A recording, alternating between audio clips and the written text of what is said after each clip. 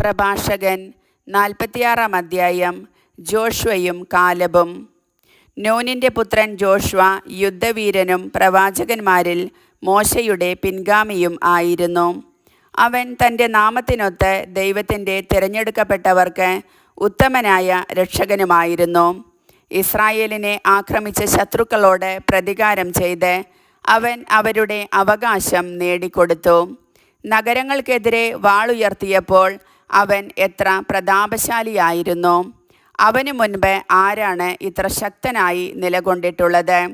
അവൻ കർത്താവിന് വേണ്ടിയാണ് യുദ്ധം ചെയ്തത്. അവൻ്റെ കരം സൂര്യനെ തടഞ്ഞു നിർത്തിയില്ലേ?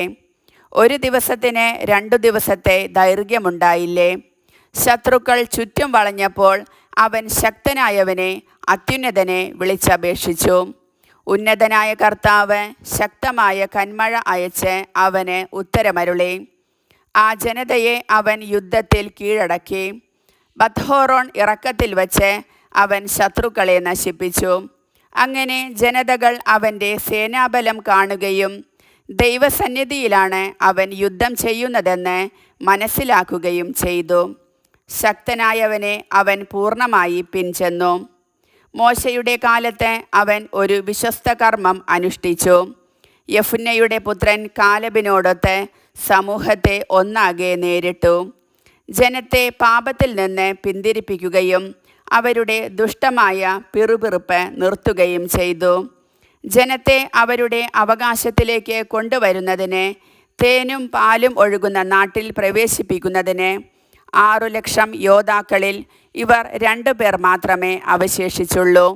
കർത്താവ് കാലബിന് ശക്തി കൊടുക്കുകയും അത് വാർദ്ധക്യം വരെ നിലനിൽക്കുകയും ചെയ്തു. അവൻ മലമ്പ്രദേശം കൈയടക്കി മക്കൾക്ക് അവകാശമായി നൽകി. കർത്താവിനെ അനുഗമിക്കുന്നത് നല്ലതാണെന്ന് അങ്ങനെ എല്ലാ ഇസ്രായേൽക്കാരും മനസ്സിലാക്കി. ന്യായാധിപന്മാർ. സാമുവൽ. അവിശ്വസ്തത അറിയാത്ത ഹൃദയത്തോടു കൂടിയ, കർത്താവിൽ നിന്ന് പിന്തിരിഞ്ഞു പോകാത്ത അനേകം ന്യായാധിപന്മാരുണ്ട്. അവരുടെ സ്മരണ അനുഗ്രഹീതമായിരിക്കട്ടെ. ശവകുടീരങ്ങളിൽ നിന്ന് അവരുടെ അസ്ഥികൾ നവജീവൻ പ്രാപിക്കട്ടെ. സംപൂജ്യരായ അവരുടെ നാമം പുത്രന്മാരിലൂടെ ജീവിക്കട്ടെ. കർത്താവിന് പ്രിയങ്കരനും അവിടുത്തെ പ്രവാചകനുമായ സാമുവൽ രാജ്യം സ്ഥാപിക്കുകയും ജനത്തിന് അധികാരികളെ അഭിഷേചിക്കുകയും ചെയ്തു.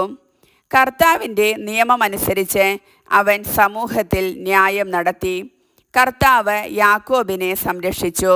വിശ്വസ്തത നിമിത്തം അവൻ പ്രവാചകനാണെന്ന് തെളിഞ്ഞു. വാക്കുകളിലൂടെ വിശ്വാസനായ ദീർഘദർശിയായി അറിയപ്പെടുകയും ചെയ്തു. ശത്രുക്കൾ എല്ലാ വശത്തും നിന്ന് ഞെരുക്കിയപ്പോൾ അവൻ ശക്തനായ കർത്താവിനെ വിളിച്ചപേക്ഷിക്കുകയും മുലകുടിക്കുന്ന ആട്ടിൻകുട്ടിയെ ബലിയർപ്പിക്കുകയും ചെയ്തു. അപ്പോൾ കർത്താവ് ആകാശത്തിൽ ഇടിമുഴക്കി.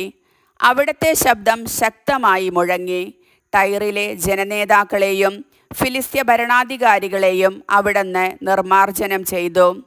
നിത്യനിദ്രയ്ക്ക് മുൻപായി സാമുവൽ കർത്താവിൻ്റെയും അവിടുത്തെ അഭിഷിക്തൻ്റെയും മുൻപിൽ ജനത്തെ സാക്ഷി നിർത്തി വിളിച്ചു പറഞ്ഞു: ഞാൻ ആരുടെയും സ്വത്ത് കയ്യേറിയിട്ടില്ല.